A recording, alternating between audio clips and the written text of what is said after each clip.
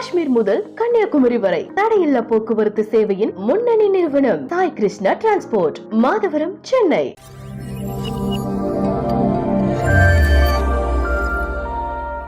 சவுக்கு media நேயர்கள் அனைவருக்கும் வணக்கம். இது நம்மளுடைய பாலிடிக்ஸ் கார்னர் நிகழ்ச்சி. இன்னைக்கு காலையிலேயே ஒரு மிகப்பெரிய அறிவிப்பை காங்கிரஸ்ல இருந்து கொடுத்துருக்காங்க. பார்த்தீங்கன்னா இன்னைக்கு காலையில் ஏஞ்சி பார்த்தோன்னே இந்த நியூஸ் தான் வந்துச்சு. என்னன்னா, ரேபரேலி உத்தரப்பிரதேசில் இருக்க 2 முக்கியமான தொகுதி ரேபரேலியும் அமேத்தியும் காங்கிரஸ் சார்பாக யார் போட்டிடுவா அப்படின்ற மாதிரி ஒரு பயங்கரமான ஒரு எதிர்பார்ப்பு இருந்துச்சு. சரி, எப்படியும் ஒரு காந்தி ஃபேமிலியிலேருந்து தான் யாராவது ஒருத்தவங்க போட்டிடுவாங்க 2 தொகுதியிலையும் அப்படின்ற மாதிரி ரொம்ப நாளாக பேசிக்கிட்டு இருந்தாங்க. அந்த வகையில் ரேபரேலி தொகுதியில் இந்த வாட்டி ராகுல் காந்தி போட்டிடுறாரு. அமேத்தியில் யார் போட்டிடுறான்னு பார்த்தீங்கன்னா KL சர்மா, கிஷோரி லால் சர்மா அவர் பேர். அவர் பார்த்தீங்கன்னா ஒரு காந்தி ஃபேமிலி தவிர்த்து இவர் அமேத்தி தொகுதி வெளியிலேருந்து ஒருத்தர் போட்டிடுறாருன்றோன்னு ராகுல் காந்தி ரேபரேலியில் ஏன் போட்டிடுறாருன்ற சொல்லி ஆகணும். அவங்க அம்மா சோனியா காந்தி 2004 அதாவது அதுக்கப்புறம் நடந்த 4 லோக்சபா தேர்தல்லையும் அவங்க ரேபரேலி தொகுதியில் தான் போட்டிட்டு எல்லாத்துலேயும் வெற்றி பெற்றாங்க. இப்போ அவங்க ராஜ்யசபா எம்பி ஆகிட்டாங்க. எப்படின்னு பார்த்தீங்கன்னா இதான் ஃபஸ்ட் டைம் அவங்க ராஜ்யசபா எம்பி ஆகுறது. அது ஏன்னா முன்னாள் இந்திய பிரதமர் மன்மோகன் சிங் இருக்கார்ல, அவர் அரசியலேருந்து விலகிறன்ட்டு சொல்லிட்டாரு வயது மூப்பு காரணமாக. அவருக்கு கிட்டத்தட்ட 90 இயர்ஸ் ஆயிடுச்சு.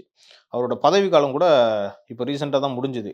ஸோ அந்த இடத்த சோனியா காந்தி நிரப்பிட்டாங்க. அவங்க வகிச்ச ரேபரேலி தொகுதி எம்பி, அதாவது இத்தனை ஆண்டு காலமாக இருந்துச்சுல்ல, அதை யார் நிரப்புவான்ற ஒரு கேள்வி இருந்துச்சு. ஸோ அந்த ஏன்னா பாரம்பரியமாக காந்தி குடும்பம் போட்டியிட்ட தொகுதி அது ரேபரேலி. என்னன்னா ராகுல் காந்தி ஏற்கனவே வயநாட்டிலையும் போட்டிட்டாரு. ஸோ பிரியங்கா காந்திக்கு அந்த சீட் கொடுப்பாங்கன்ற மாதிரி ஒரு பேச்சு அடிபட்டுச்சு. கடைசியில் ராகுல் காந்திக்கே கொடுத்துட்டாங்க. நாமினேஷனும் தாக்கல் பண்ணிட்டாரு. ஆமாம், இன்னைக்கு பண்ணிட்டார் அவர். பார்ப்போம் அது என்ன நடக்குன்றது ரிசல்ட்டு. ஏன்னா ரேபரேலியில் ஃபஸ்ட் டைம் போட்டிடுறாரு ராகுல் காந்தி. அது மறுபடியும் காங்கிரஸ் அங்கே வெற்றி பெறுவாங்களா? ஏன்னா அமேத்தியும் போன எலெக்ஷனில் தோத்துட்டாரு. ஸோ இந்த வாட்டி அவங்க கண்டிப்பாக வெற்றி பெறுறதுக்கு முழு வீச்சு அவங்க செயல்படுவாங்கன்றதுல எந்த டவுட்டும் இல்லை. பிஜேபியில் என்ன சொல்லிட்டு இருந்தாங்கன்னா, எப்படியும் காந்தி ஃபேமிலியில தான் வரும், மீண்டும் ஒரு குடும்ப அரசியல் தான் அந்த 2 தொகுதியிலையும் நடக்கும் அப்படின்ற மாதிரி ஒரு குற்றச்சாட்டு வச்சுக்கிட்டே இருந்தாங்க. இப்போ காந்தி ஃபேமிலி சாராத ஒரு கேண்டிடேட்டை அமேத்தியில் போட்டிடுறாரு. பார்ப்போம் அது கான்டெஸ்ட் எப்படி இருக்குன்னு தெரியல. ஏன்னா அங்கே அமேத்தியில் யார் போட்டிடுறாங்கன்னா மத்திய அமைச்சர் ஸ்மிருதி இரானி பிஜேபி சார்பாக அங்கே போட்டிடுறாங்க. ஏன்னா போன வாட்டி அவங்க தான் அங்கே போட்டிட்டாங்க. ராகுல் காந்தி அங்கே வீழ்த்தப்பட்டார். இப்போ இந்த வாட்டி KL சர்மா போட்டிடுறாரு. அது எப்படின்னு நம்ம பார்க்கணும். ஏன் ரேபரேலி தொகுதி அப்படின்றது ரொம்ப முக்கியம் அப்படின்னு சொல்லி பார்த்தோம்னா, இப்போ சோனியா காந்திக்கு முன்னாடி இந்திரா காந்தி அங்கே தான் பிஎம்மா இருந்திருக்காங்க. அவங்களுடைய ஹஸ்பண்ட் ஃபெரோஸ் காந்தி அவர்களும் அங்கே தான் எம்பியா நின்றுருக்காரு. சோனியா காந்தி அவர்கள் கடந்த 3 லோக்சபா தேர்தல்லையுமே அங்கே தான் நின்று ஜெயிச்சிருக்காங்க. அப்படின்றதுனாலே ரேபரேலி தொகுதி அப்படின்றது ரொம்ப முக்கியமாக எல்லாராலையும் பார்க்கப்பட்டது. யார் அங்கே நிற்க போறா அப்படின்னு சொல்லிட்டு. ராகுல் காந்தி இந்த 2024 எலெக்ஷனில் பார்க்கும்போது ஆல்ரெடி வயநாட்டில் நின்றுட்டாரு. ஏப்ரல் 26ஆம் தேதி அங்க 2ஆம் கட்ட தேர்தல் நடந்தது. அங்க வயநாடு தொகுதியில நின்னுட்டாரு. இப்போ 2ஆம் கட்டமா இப்போ ரேபரேலி தொகுதியில நிக்க போறாரு. ஒரு கேண்டிடேட் 2 கான்ஸ்டிட்யூன்சில நிக்க முடியுமா அப்படின்றது பல பேருக்கு கேள்வியா இருக்கும். அதை ஹிஸ்டரியை எடுத்து பார்த்தோம்னா நிறைய பேர் அந்த மாதிரி நின்றுருக்காங்க அப்படின்றதுதான் நமக்கு தெரிய வருது. அது மாதிரி நிறைய பேர் நிற்கலாம். ஆனால் 2 தொகுதியிலையும் ஜெயிச்சுட்டா ஏதாவது ஒரு தொகுதியில் அவங்க விலகிடணும். மீண்டும் அந்த தொகுதிக்கு பை எலெக்ஷன் வைப்பாங்க. அது மாதிரியும் நடந்திருக்கு. ஏன்னா ஏற்கனவே இந்திரா காந்தின்னு நினைக்கிறேன், அவங்க இந்திரா காந்தி இல்லை, சோனியா காந்தி 1999 அமேத்தியில் நின்றுருக்காங்க. கர்நாடகா மாநிலத்துடைய பெல்லாரி தொகுதியிலையும் நின்றுருக்காங்க. 2த்துலையுமே ஜெயிச்சிட்டாங்க. ஆனால் கடைசியில் அமேத்தியில் மட்டும் நின்றுட்டு பெல்லாரியில் பை எலெக்ஷன் நடந்துச்சு வேற ஒரு கேண்டிடேட் வச்சு. ஸோ இது நிறைய நடந்திருக்கு. அட்டல் பிஹாரி வாஜ்பாய் பார்த்தோம்னா 57ல 3 இடத்துல நின்றுருக்காரு, 62ல 2 இடத்துல நின்றுருக்காரு, 91ல 2 இடத்துல நின்றுருக்காரு, 96ல 4 இடத்துல நின்றுருக்காரு. அவரோட லிஸ்டே பயங்கர பெருசா போயிட்டு இருக்கு. இவங்களும் மட்டும் கிடையாது, இன்னும் நிறைய பேர் நின்றுருக்காங்க. அதை பார்த்தோம்னா LK அத்வானி 2 இடத்துல நின்றுருக்காரு. அப்புறம் லால் பிரசாத் 2009ல 2 இடத்துல நின்றுருக்காரு. ஏன் நம்ம இதெல்லாம் சொல்றீங்க? நம்ம மோடி 2 வாட்டி நின்னாருங்க 14ல. 2014ல எங்கன்னா வடோதரா, வாரணாசி 2 இடத்துல நின்னாரு. அப்புறம் வாரணாசியில மட்டும்தான் முன்னாரு. அப்புறம் வதோதரா சீட்டை வந்து விட்டு கொடுத்துட்டாரு. ஆஹ் மறுபடியும் அங்க பை எலெக்ஷன்லாம் பை நடந்துச்சு. எலெக்ஷன் நடந்தது. ஸோ இந்த மாதிரி நிறைய நடக்குது தான். இந்த வாட்டியும் 2 ராகுல் காந்தி நிக்கிறாரு. ஆமா, ஆமா. அப்புறம் வேற 2019ல 23 கேண்டிடேட் 2 இடத்துல நின்றுருக்காங்க. ஓ. அதுல தான் ராகுல் காந்தி வந்து வயநாடுலயும், அமேத்திலயும் நின்னாரு. அமேத்தில வந்து தோத்துட்டாரு. வயநாடுல ஜெயிச்சு ஜெயிச்சிட்டாரு. எம்பி ஆனாரு அப்படின்ற லிஸ்ட். இது பார்த்தோம் அப்படின்னா 1996க்கு முன்னாடி ஒரு 4 இடத்துல 3 இடத்துல நிக்கிறது எல்லாமே இவங்க மட்டும் கிடையாது. நிறைய இண்டிபெண்டன்ட் கேண்டிடேட்ஸும் இந்த மாதிரிலாம் நின்றுருக்காங்க. அது வந்து ரொம்ப பிரபலமா இருந்துச்சு. Okay. ஏன்னா ஒரு இடம் போனாலும் இன்னொரு இடத்துல ஜெயிச்சிடலாம் அப்படின்ற ஒரு ஹோப் வந்து அவங்க அப்ப கேண்டிடேட்ஸ் கிட்ட இருந்தது. பட் ஆனா அந்த 1996ல ஒரு 1996ல பாத்தீங்கன்னா section 33 of representation of people act, ம், அது மக்கள் பிரதிநிதித்துவ சட்டம்னுவாங்க. அதுல வந்து ஒரு திருத்தம் கொண்டு வந்தாங்க. என்னன்னா, ஒரு வேட்பாளர் ஒரு தொகுதி, அதாவது ஒன்னுக்கும் மேற்பட்டனா 2 தொகுதியில தான் நிக்கணும், ம், ம், 2 தொகுதிக்கு மேல நிக்க கூடாதுன்ற மாதிரி ஒரு ம், சட்டத்துல திருத்தம் கொண்டு வந்தாங்க. ம், ம். அதுக்கப்புறம் தான் பாத்தீங்கன்னா வேட்பாளர்கள், முக்கியமான தலைவர்கள் கூட 2 தொகுதிக்கு மேல நிக்கிறத வந்து தவிர்த்தாங்க. தவிர்த்தாங்க. ம். அதுக்கு முன்னாடி எல்லாம் பாத்தீங்கன்னா, நீங்க முன்னாடியே சொன்னீங்க 2, 4 3, இடத்துல 4 தொகுதின்னு 3. போயிட்டு இருந்துச்சு. இது வந்து எப்படி சொல்றது, ரொம்ப செலவாகுது. ம். மக்கள் வரி பணம் வந்து, ஏன்னா தேர்தலுக்கு செலவு பண்றாங்க, அது ம். ரொம்ப செலவாகுதுன்றத கருத்தில் கொண்டு அந்த சட்டத்துல வந்து திருத்தம் கொண்டு வந்தாங்க. ம், ம். அதுக்கப்புறம் தான் இந்த மாதிரி நடந்துச்சு. ஆமா. ஒரு பொது தேர்தல் வச்சு அதுல 2 இடத்துல ஒரு கேண்டிடேட் ஜெயிச்சுட்டாங்க. ஒரு இடத்துல தான் வந்து அந்த எம்பியா தொடர முடியும். இன்னொரு இடத்துல தொடர முடியாது முடியாது. அப்படின்ற பட்சத்துல அங்க பை எலெக்ஷன் இடைத்தேர்தல் நடத்தணும் அப்படின்னா அந்த எலெக்ஷனுக்கு நிறைய ஆமா. செலவாகும். மக்களுக்கு அங்க ஒரு பெரிய அநீதி ஏற்படுது அப்படின்றது தான் உண்மையான காரணம். ஏன்னா நான் ஒருத்தர் ஓட்டு போடுறேன், நீங்க வரணும்னு சொல்லி ஓட்டு போடுறேன். நீங்க இன்னொரு இடத்துல ஜெயிச்சிட்டீங்க, நீங்க அங்க போனா என்ன நியாயம் ஆமா. அது? அப்படின்றது தான் மக்கள் எல்லாருக்கும் கேட்கிற மாதிரி இருந்தது. இன்னொன்னு என்னன்னா, காசும் வந்து நிறைய செலவாகுது. பிளஸ் மக்களுக்கு ஒரு இன்ட்ரெஸ்ட் போயிடுது. இப்பதான் ஓட்டு போட்டு வரேன், ஆமா. திரும்ப இன்னொரு தேர்தல் வச்சு நீங்க ஓட்டுனா நான் எப்படி வருது? இல்ல நம்மளுமே பொதுமக்களுமே எவ்வளவு இடத்துல இருந்து டிராவல் பண்ணி அங்க ஓட்டு போடுறதுக்காக நம்ம போறோம்ல. கண்டிப்பா. சோ இது எல்லாமே ஒரு பெரிய கேள்வியா வந்து மக்கள் கிட்ட வைக்கப்படுது. எலெக்ஷன் கமிஷன் என்ன பண்ணாங்க அப்படின்னா, வேட்பாளர்கள் வந்து நிறைய இடத்துல நிக்கிறாங்க, அதை வந்து தவிர்க்கணும் அப்படின்றதுக்காக அந்த டெபாசிட் கட்ட சொல்லுவாங்கல்ல, ஆமா. கேண்டிடேட் டெபாசிட் கட்ட சொல்லுவாங்கல்ல, அதை வந்து 250 ரூபாயில இருந்து அசம்பிளி சீட் அப்படின்னா சட்டமன்ற தேர்தலா இருந்தா 250 ரூபாயில இருந்து அதை வந்து 10,000 ரூபாயா மாத்துனாங்க. இது லோக்சபா சீட்ஸ்க்கு வந்து 500 ரூபாயில இருந்து 25,000 வந்து மாற்றினாங்க.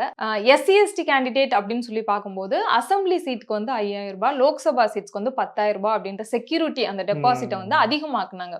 ஏன்னா காசு நிறைய கட்டுறோம், அதுக்காகவே வந்து ஒரு இடத்துல 2 இடத்துல நின்னுக்கலாம், எதுக்கு காசு செலவு பண்ணி நிறைய இடத்துல நிக்கிறோம், வேஸ்ட் தானே அப்படின்னு அவங்க வேட்பாளர்கள் உணர்வாங்கன்னு நினைச்சு பண்ணாங்க.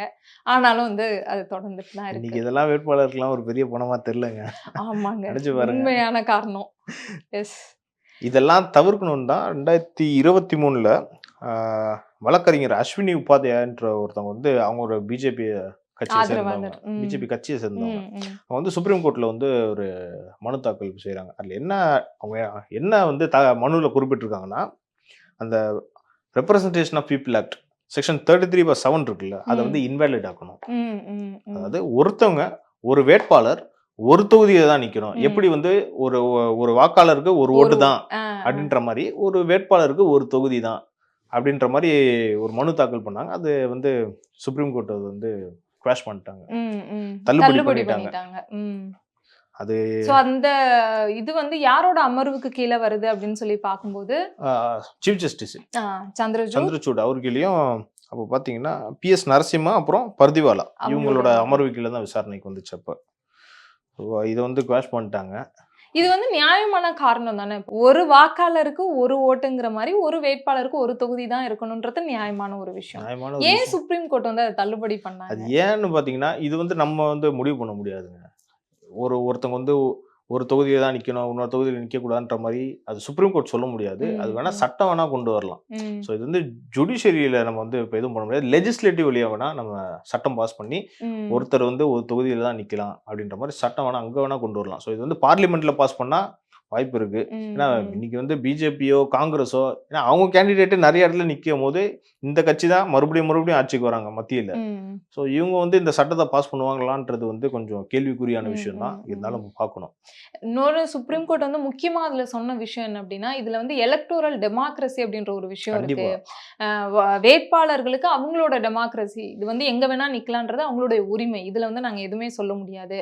அதே மாதிரி ஒரு தலைவர் இப்போ மோடி அவர்களா இருக்கட்டும், ராகுல் காந்தியா இருக்கட்டும், அவர் வந்து இப்ப நார்த்ல வந்து யூபில நிக்கிறாரு, அதே மாதிரி கேரளா வயநாட்டுல நிக்கிறாரு. அப்ப அங்க இருக்கிற மக்களுக்கும் வந்து அவங்க ஃபெமிலியர் ஆகணும் ஆமா. அப்படின்ற ஒரு நல்ல ஒரு எண்ணமும் இருக்கு. அதனால இதுல நாங்க வந்து பதில் சொல்ல முடியாது அப்படின்ற மாதிரி சொல்லிட்டாங்க. சொல்லியிருக்காங்க.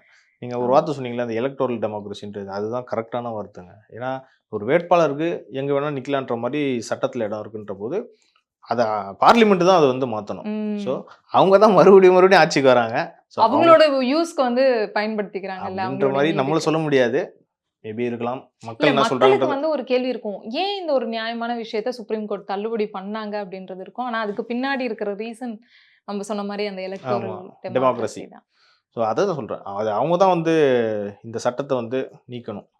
அது பார்ப்போம். இன்கேஸ் அடுத்த கவர்மெண்ட் வந்து அவங்க பண்றாங்களா இல்லையான்னு பார்ப்போம். ஏன்னா பிஜேபி சேர்ந்த ஒரு லாயர் தான் அந்த பெட்டிஷனே போட்டிருக்காரு. ஆமா, ஆமா. ஸோ கண்டிப்பா அவங்க பாஸ் பண்ணிருக்கலாம்ல. பட் சுப்ரீம் அவங்களுக்கும் அதுதான் சொல்றேன். அதுல ஏதோ ஒரு நீடு இருந்துகிட்டே நீடு இருக்கு. இருந்துட்டு ஆமா. இருக்கலாம். அது பொறுமையா தான் பார்க்கணும் அதை. ஆமா. இப்ப ரேபரேலில வந்து எலெக்ஷன் மே 20ஆம் தேதி நடக்க போகுது. மே ஆமா. 3ஆம் தேதி தான் கடைசியா நாமினேஷன் பண்றதுக்கான இன்னைக்கு. நாள். ஆமாம். அதனால ராகுல் காந்தி வந்து அவருடைய நாமினேஷனை முடிச்சிட்டாரு. ஸோ எந்த தொகுதியில வின் பண்ண போறாரு, 2 தொகுதியிலையும் வின் பண்ண போறாரா? 2 தொகுதியில வின் பண்ணா எந்த தொகுதியில எம்பியா இருப்பாரு?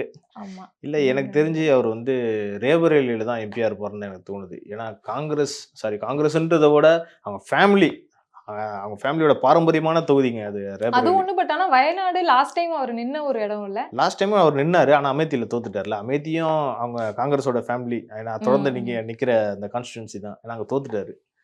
2004 2009 2014 2019 தொடர்ந்து 4 எலெக்ஷனா அங்க நின்னாரு. அதுல ஆனா போன வாட்டி மட்டும் தோத்துட்டாரு.